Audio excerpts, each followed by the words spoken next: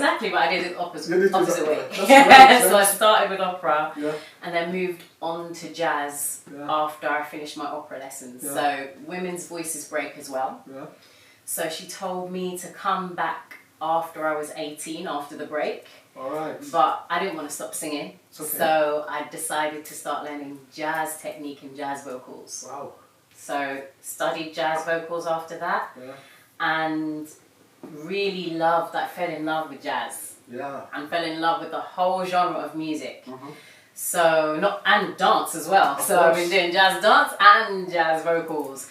And from there, I heard Erykah Badu for the first time. Wow, Erykah Badu, one So of my she favorite did- artists. Right, exactly. So when she dropped, I was like, that's the type of jazz I would want to make. Soul jazz. Because it's got soul in it, it's got R&B in it, it's got hip hop in it, and then beautiful jazz vocals over the top. So it's already an amalgamation of music. Yeah. And I was like, that's the kind of jazz I want to make. Because it already incorporates genres that I love and that I love to listen to as well as love to create. Marvelous. And from there, stayed in the jazz and hip hop realm because a lot of rappers then heard me sing and wanted me to either tour with them or collaborate with them. And how did you feel about that? How was that for you? I was excited because I love hip hop. Wow. And it's one of my favourite genres to actually listen to and enjoy and dance to. So I got to meet some of the people I was listening to on my CDs at home and perform with them and collaborate with them. And so I was in my element, even though I was singing backing vocals and I wasn't singing lead vocals. Your journey has started. Yeah, exactly. The journey started and I'm sitting in the same room as some of the greats. So I was already pleased. So I felt like I'd already started to make it, if you understand what I'm saying. Marvelous. And when was your first album? When did your first album drop? When the first time you saw the step on stage and your first album drop? So the first album dropped in 2009. Yeah. It's called Melodrama. Yeah, I've seen that. And we launched it in Camden at the Lockside Lounge. All right. And so as I was already performing and hosting there, I was like, had ties with the venue. That was it. I knew I was going to launch it there. Yeah. Full live band, and I asked rapper Scandoos to come and feature live. Yeah. And so the stage show was incredible because Jay-Z was playing at the Roundhouse on the same night, literally 10 minutes walk away, and I still got a full house. So I was proud. I already felt proud. Yeah. And it was just exciting to have a live band, full live band, horn section and backing vocal section as well. Yeah. And then guest artists come and feature. So it was the best. Awesome. Yeah. Awesome. Absolutely awesome. That's what they say. Awesome, isn't it? Awesome. And you actually develop a lot of followings across Europe, you know what I mean? Spain, Germany, Italy, all these following you develop. Yeah. So because I was touring after that show with Yara Bravo, I literally went on tour with her maybe a couple of months after we launched this. Wow. It was incredible.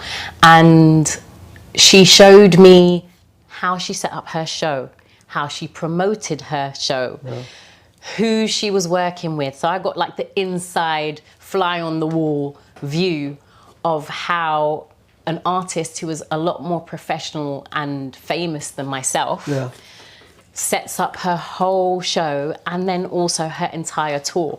So it was great experience for me. And she gave me that lovely opportunity and it basically catapulted my career to the next level. So she was a big influence, Very big influence on me. Marvelous. And then the second album. Tell us a little about the second album came. So Yara, we're on the tour and she's like, the label you need to work with is BBE. And I was like, okay, keep talking. Tell me about the labels that you're working with. Give me the inside scoops. So she was saying, look, worked with loads of artists from BBE. And because of the range of music that they release, she said I would fit perfectly in that label. So as I was recording that album, I'd come off tour, come home, go to the studio, record a new track, And the whole time I was in the studio, I was like, this is going to get released on BBE. Every time I was there working on the album, I was like, this is going to get released on BBE. And I kept saying it and saying it and saying it, to the point where the producer got angry. He was like, can you stop saying that, please? And I was like, nope, because it's going to get released on BBE. So by the time we finished the tour, wrapped up the album, and her booking agent shared an office in Berlin with BBE. Wow. And the week before my birthday, I think it was 34th birthday, I got a call from BBE and asked me to sign that album. Oh, you mean 24? Because you still only look 24. Of course. What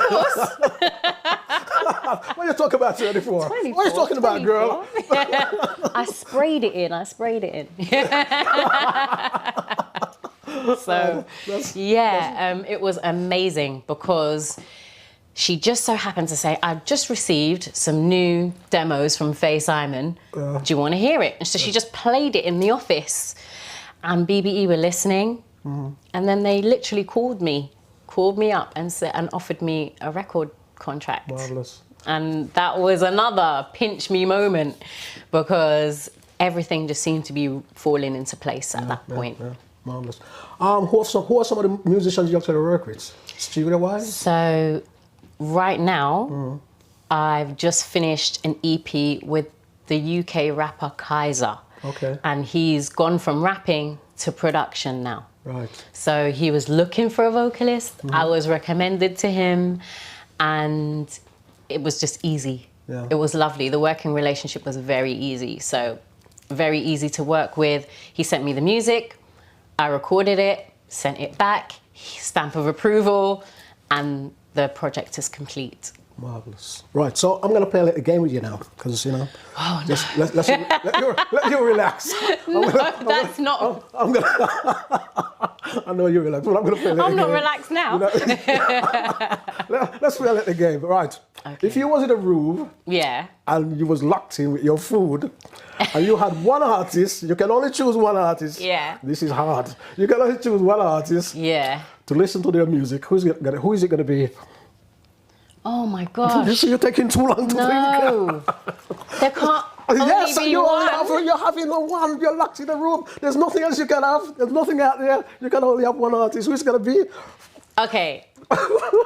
That's still. Does it have to be? I don't know where it's gonna be. Does it have to be a recording artist? Yes, you have to choose one. Can it be a producer? It's your choice. But it's their music you're listening to. Yeah. So can it be a producer, or does it have to be a singer, for example? See, you're asking me the question. I'm asking the question. Why are you? I'm answering the question with a question. Exactly.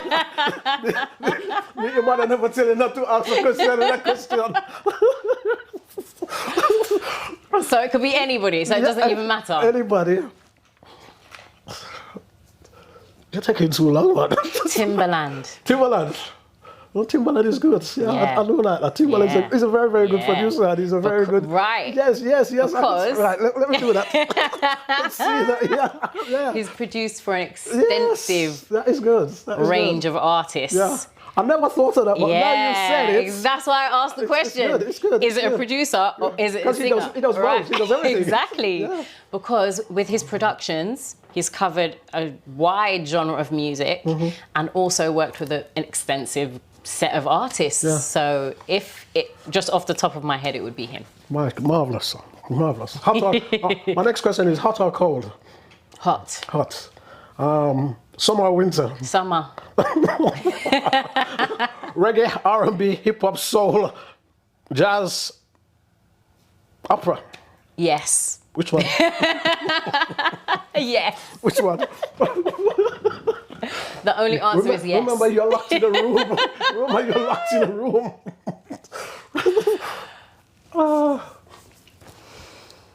It's hard, isn't it? That's hard. Isn't it? You've got time. Oh, that's hard. It is hard. I'm going to say reggae. And I'm going to say reggae. Right. Because reggae incorporates jazz soul, and R&B. Very good. Doesn't incorporate hip hop, but it incorporates all the other genres. Very good. That's why. Very good. You see where I'm going with that now? Yes. Very, very, very good. Now, you mentioned reggae. Yes. Now, I've spotted. Tell me about, before we actually talk about your new album, tell me about the healing power of reggae. Let's talk about this. So, yes, I performed at the Hidden Science of Reggae in June. Yeah. And they did a full seminar about how dub and reggae heals the body. Okay. And the lower the frequencies and the lower the vibration of the frequencies, the more healing they are to the anatomy. Wow. So dub and reggae literally, scientifically heal your body. That is extraordinary. Yes. That is extraordinary. Yes, Absolutely. exactly. And another thing I learned is we have melanin inside our brains and our inner ear. Yeah. And that melanin enables us to hear a wider range of frequencies as well. Yes. So that's the reason why it is healing to us. Marvelous. Favorite reggae artist? I don't have a favourite. You pick a favorite. Pick one of the hundreds of favourites I have. All right, Beres Hammond has come to the top. Yes, Beres Hammond is a great artist. Yes. He's a great artist. I prefer. I mean, there's nothing wrong with Beres. I prefer the guys with bands. You know, like big bands, like your Third World. I understand. Yeah. Wailers, you know, I mean, like big bands. I love reggae like that, you know. Yes. I mean, I love all reggae, but I love reggae with big bands. You know? I understand like, what you mean, because the sound, yes. What I always find important about that is that it gives the younger generation a chance to, when they see things like that, to learn the different instruments, which a lot of our youngsters now are not taking up the instruments. Yes. That is a But that's part of my job as a music teacher. Thank you. See what I'm saying? So I love that sort of. Encourage the children to start learning instruments too. So you actually got a brand new album out. I do. Goddess of Frequency. The Goddess Frequency. The Goddess Frequency. Yeah. How did you come up with that title?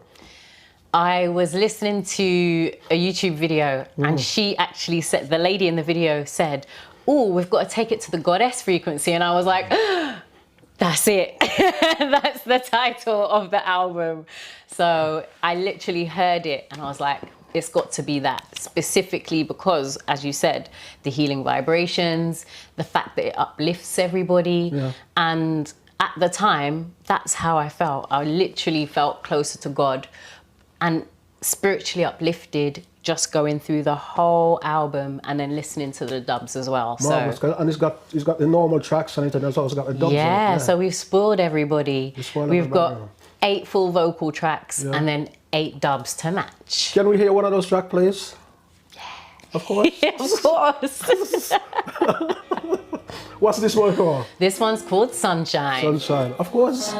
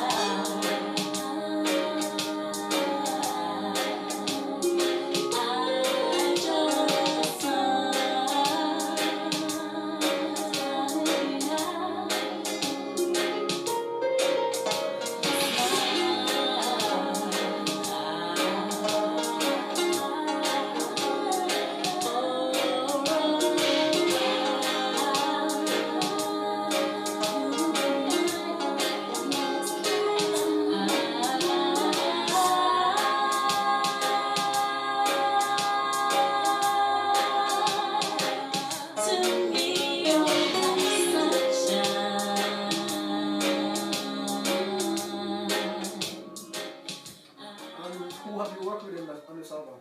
I've worked with Mick Eitel from Eitel Power Sound on this album. He produced the whole thing. Okay. And how did you feel about the whole version of the album? I was just elated and really excited. I like that word, elated. Excited for people to hear it. Yeah. So just like you said, can we get up and dance? That's what the reaction I want to see. Do you know what I mean? So I'm excited to see people's reactions to the music, see people dancing to the music. I want to know what the favourite track is, what the favourite dub is, because I'm also doing my research entering the new genre of dub and reggae as well. And when was the album released? It was released on the 8th of June. Okay, yeah, not too long ago. No, it's brand new. That's brand new. I played a couple of tracks on it. You know, Thank you. Very, very nice album. I do like quite a few of the tracks on it. Thank you. Marvelous.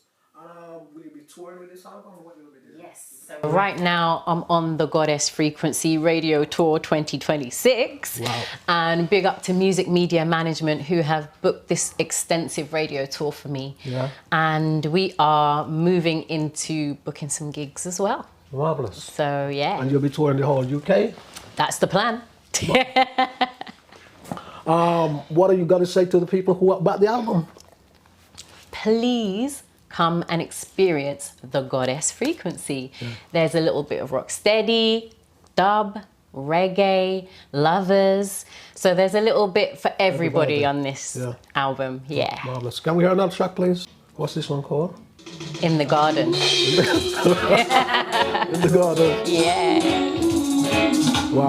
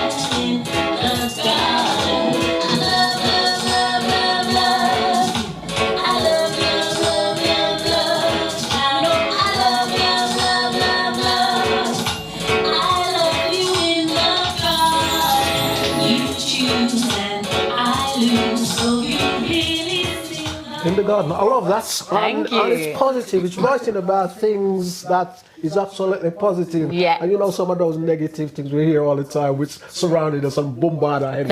I love this album, even the Sunshine. Thank you. Did you write the track? All of them. Yeah. How long does it?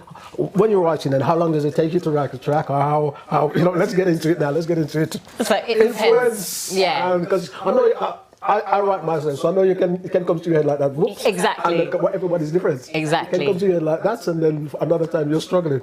You get a block. So in general, that's what it is. It depends on the music as well. Yeah. So Sunshine, I wrote it in less than an hour. Yeah. Were you just walking in the sun because it's very hot? Well, no, actually, it was literally the beat, the ambience of the beat just reminded me of the Sunshine. Yeah. And that's how I was like, oh, it's such a summery track.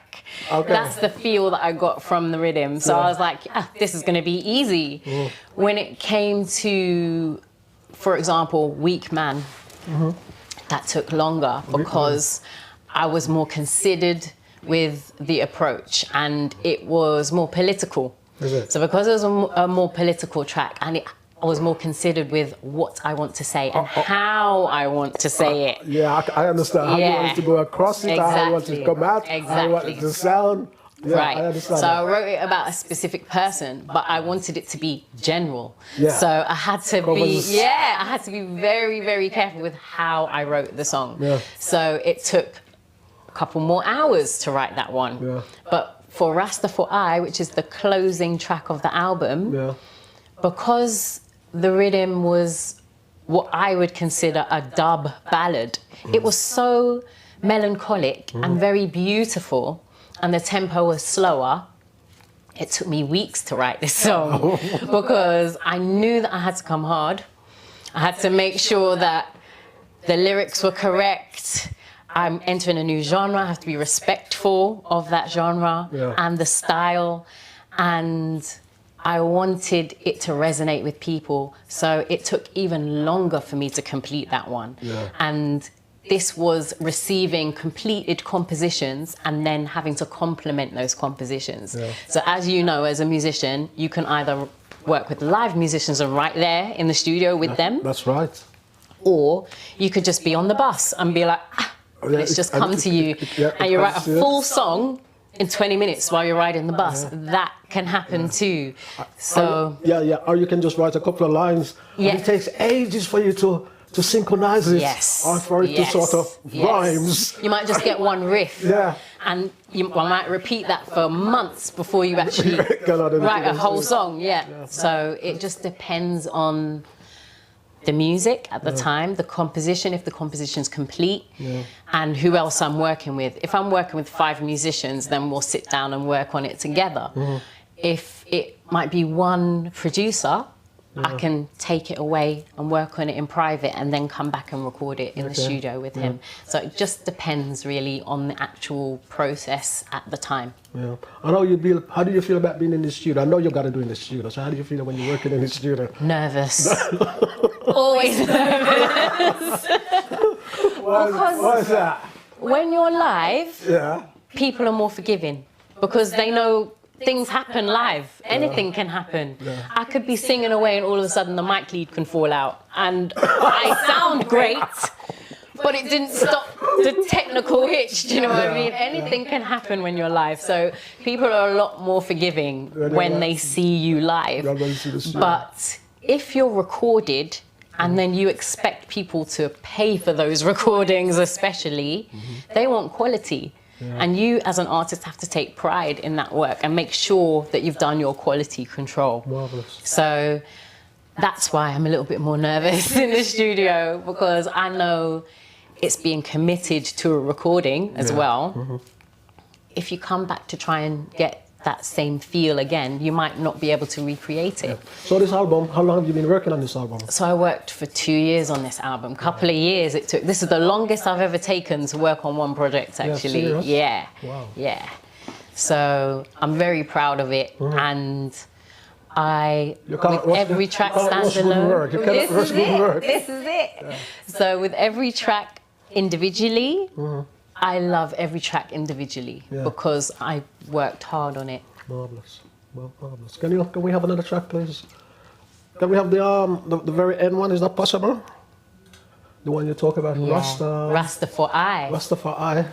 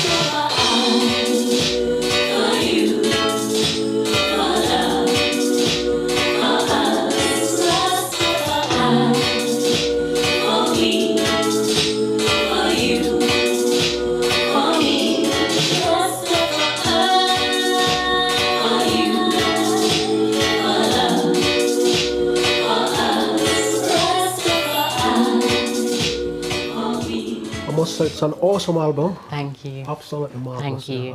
I do love the album. I mean, I'm speaking from a DJ's perspective and a musician. That's two combined. When you're a DJ and a musician, that's it. You hear everything. That's it. So it's a good album. I do like it. So from you, I'm taking it. I'll take it. That's an excellent seal of approval. Yeah, I should also tell you I'm a very critical person. Well, then I'm definitely taking it. So, somebody said, look at him now criticize himself. I'm just playing around there.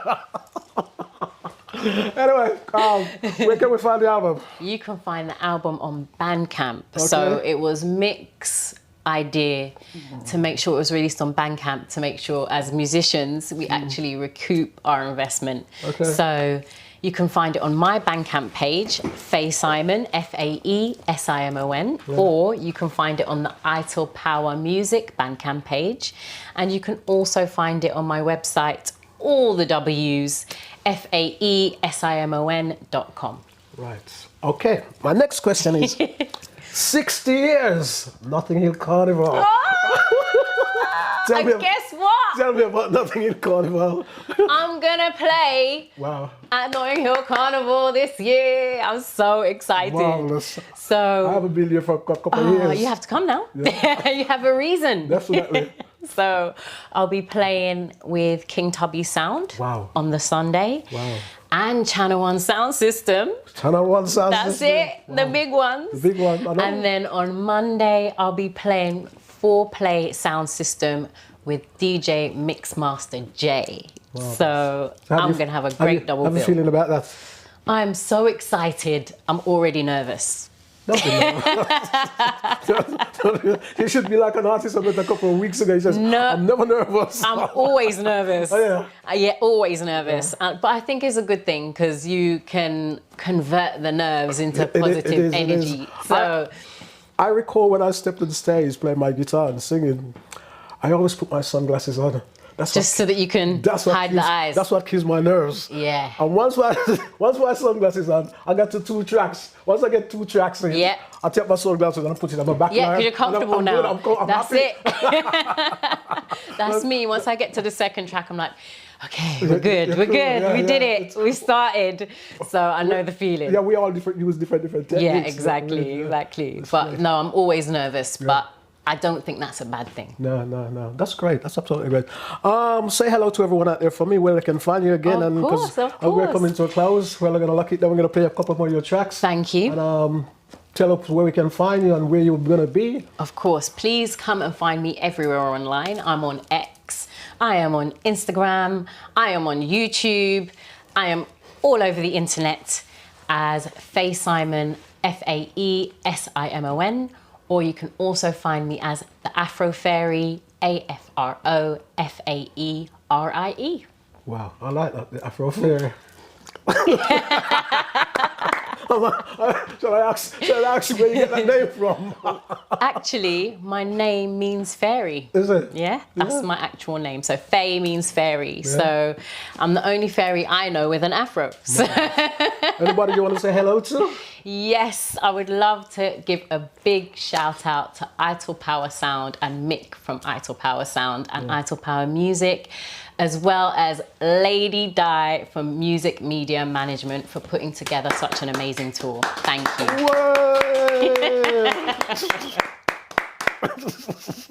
Let me say, Faye, let me say thank you for being in the studio. Oh, it's my pleasure. It's been a pleasure having lovely being here. I know it's short, but it's quick and it's good and it's cool. Short and sweet like me. Anyway, I'm taller than you. That's it. That's why I'm the fairy. That's why I'm the Afro fairy. People always call, he's laughing, my producer's laughing. Yeah. He always call me short all the time.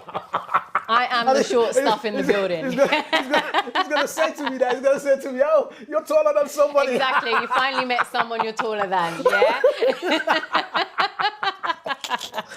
What he doesn't realize, I just winding up like that. Want to say, guys, thank you, Faye. Fae Simon, blessings having you in the studio. Also want to say big shout out to Lady Diana. How you doing? Big respect to you.